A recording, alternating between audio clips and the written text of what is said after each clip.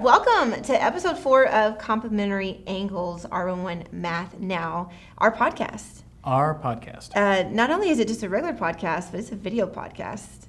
My name is Michelle Green, elementary math specialist here at Region 11. I work with K through 5 mathematicians.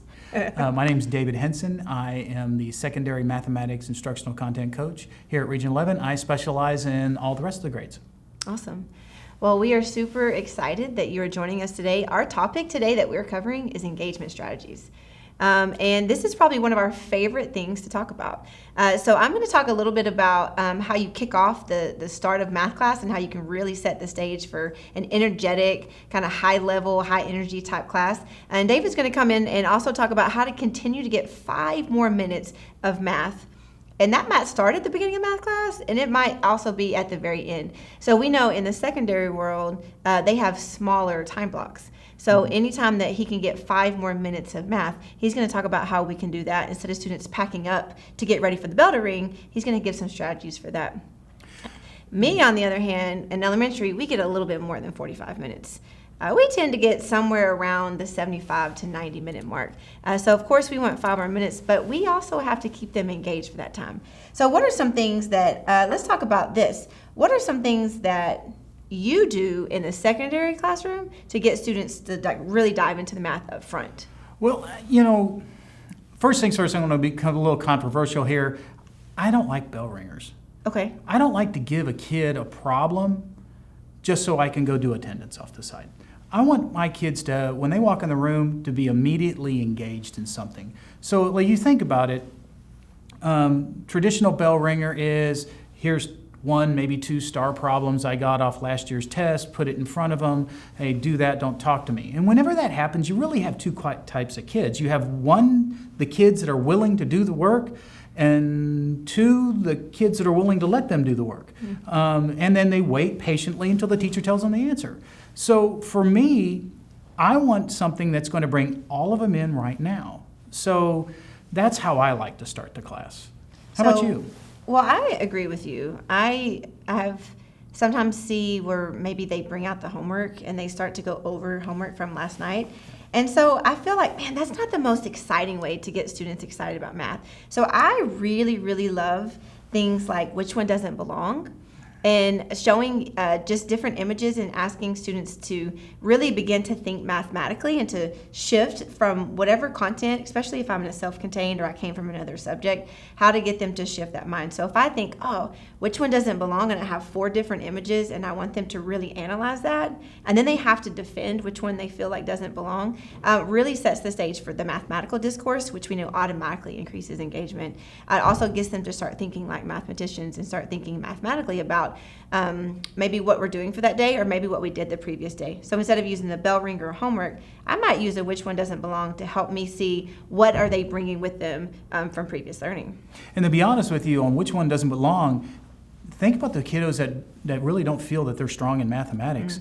In a case of which one doesn't belong, you're asking what is your opinion.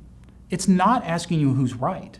It's what is your opinion. And I know that you guys work with elementary, but I've met secondary kids all over the DFW area. I haven't met one yet that doesn't have an opinion. So they will tell you what they think with low risk and high reward. Joe Bowler from Mathematical Mindset fame talks that type of problem as a low floor, high ceiling task, where multiple ways to enter. You don't have to be strong in mathematics or mathematical vocabulary, but you can enter into the problem, and you allow kids to go as far and as deep and as wide as they want in that problem. That's kind of where we need our kids to start a lesson at. Because now if you think about it, if you're not strong in mathematics or you have a language difficulty, you can still be correct and be valuable a part of the conversation, and that gets you 5 more minutes. Well, so let's say, for example, we pulled 4 different 2-dimensional shapes. Okay. And we placed them in 4 different quadrants. And we wanted to see what geometric language students were coming with and how they describe shapes. And so maybe we wanted to see which one of those shapes do they feel did not belong with the other. So this is a great opportunity to develop the language. It's also a great opportunity for everybody to enter into, like you were saying, because every student can notice something about those shapes. Whether it's the color, whether it's the number of sides, whether it reminds them of a real life object, they can all come into it and notice something about that. And then every time they talk about it and every time that they hear their peers talk about it, they get a little bit more noticing and they get a little bit more understanding, and then they begin to want to share more. And so I think that's a great way to set the stage that all of my learners in the classroom that we value what they have to say, we value what they bring, and it really establishes that mathematical community. And I like the part where the kids start to evolve their mathematical language. To be honest with you, academic vocabulary is just an efficient way to communicate information. We try to give them that information, but until you use it and use it into defense of your opinion, you really don't have a strong command of it. So you're asking students to make an opinion, and they may give you that, I think that's the only one that has opposite sides are the same, and then somebody says, oh, that rectangle right there, and they're like, oh, yeah, and then now they're using that rectangle has opposite sides. So you get to actually see the student language by student evolve as they craft together a more complete understanding. And what they walk out of it, even though they haven't done computation or they haven't done 4 problems on the STAR test yet, they've walked out with a stronger command of the academic vocabulary. Absolutely. And that takes me to this new thing that I've recently just started doing, that it kind of plays on this word mingle, and you can place anything in the front of it. So it can be like a fraction mingle, a shape mingle, a vocabulary mingle. You can kind of interchange that. But it makes me think, you give everybody a card. Beginning of class, everybody gets one card. They're all different. And they have to walk up and they have to pair up. And then what they have to do is they have to talk about what's on that card. And so if I have a square and you have the description 4 equal sides, we actually connect. My image and your description match. But then we have to talk about how they're connected. So then we can continue to develop that in a deeper way. I love that because it gets students moving around for a purpose. And I know in a previous episode we talked about having students talk on topic for a specific purpose. And I feel like sometimes we need students to give us what they know, and we have to think about ways that we can engage them in the math, get them moving, get them talking, get them excited, but also helping them make those mathematical connections in the content that we're covering. And the thing I like about the mingles is that you get to move kids.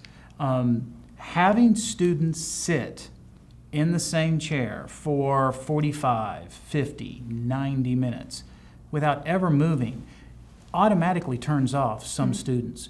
And unfortunately, they aren't turned off like a TV set where they go completely dark.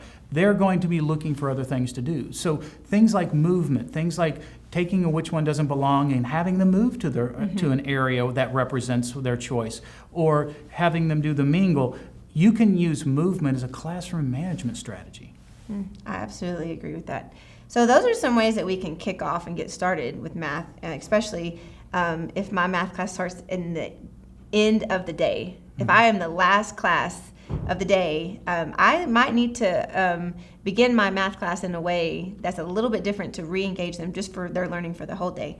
But I want to hear more about your ideas and your strategies for engagement for getting 5 more minutes of math. What do you mean by 5 more minutes of math? Well, to be honest with you, everything that you've said can be employed not necessarily at the beginning, but it can be employed throughout the body of the session, where students, like, let's say we're doing an activity and we need to transition to something else. We can use those activities to basically bring everybody back in together and focusing.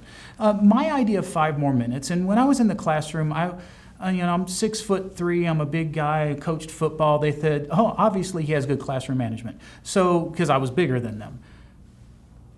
I didn't have classroom management because of size or because of the sport I coached or because of my demeanor, and I was a mean person, let's be honest. I had classroom management because I always tried to say, how can I get 5 more minutes of authentic engagement out of everybody at any point in time? 5 more minutes.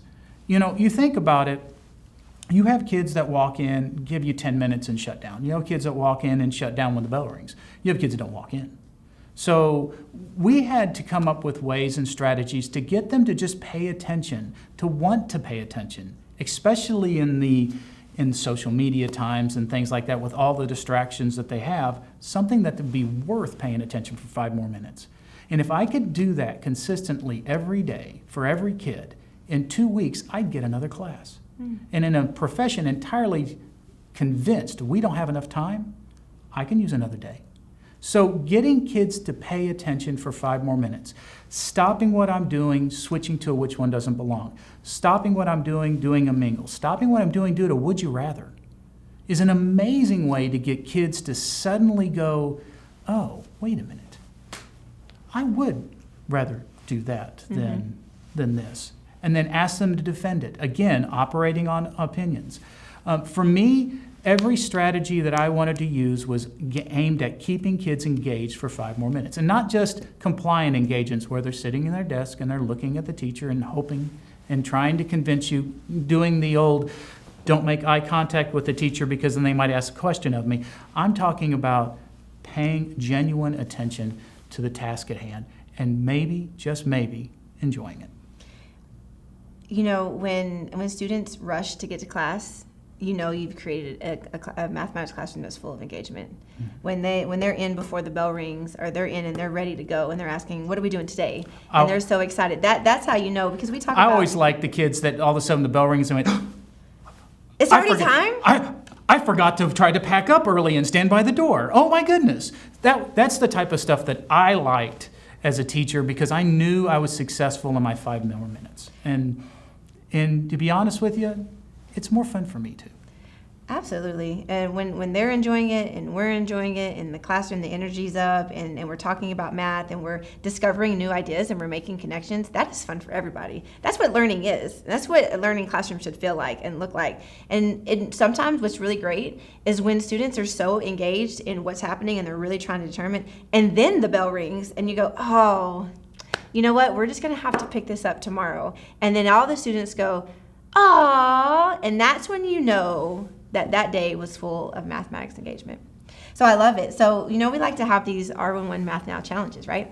Yeah, I know. Yeah, you know, isn't this exciting? I think I lost the last 3. So okay, let's go. What's this one? That's okay. So here's the challenge that we're asking today, and there is pick an engagement strategy, either one that we've talked about or one that you know really works well, and implement it with your students. If you have multiple classrooms, if you have if you get to teach the same subject more than once, so maybe you're departmentalized, try it in 2 different ways and see which one works better. But we want to challenge you to use one of these to engage your students and see how that works out and see who's having more fun, you or them. And if you want some ideas on how to find some of these activities as well as others, we have a link below to the Region 11 HOTS folder that actually, it's a live binder that has dozens and dozens of these types of activities and more on ways to get your kids engaged. And they're free resources. You had me at free. Had you at free. Thank you for joining us today on our podcast about increasing engagement in the classroom. We hope you were thoroughly engaged.